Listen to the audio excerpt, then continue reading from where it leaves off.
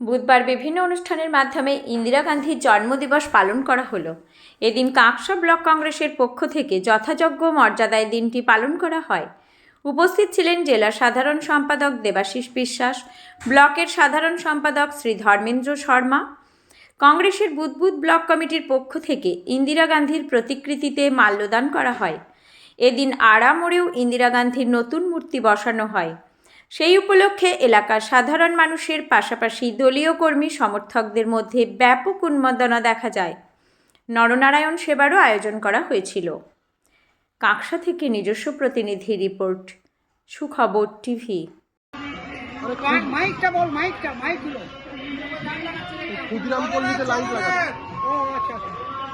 Phone number নেই, phone করো না।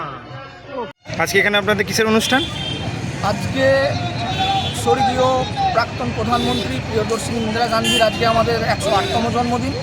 এই জন্মদিন উপলক্ষে আড়া তৃণমূল কংগ্রেসের পক্ষ থেকে আবক্ষ মূর্তি উন্মোচন হলো।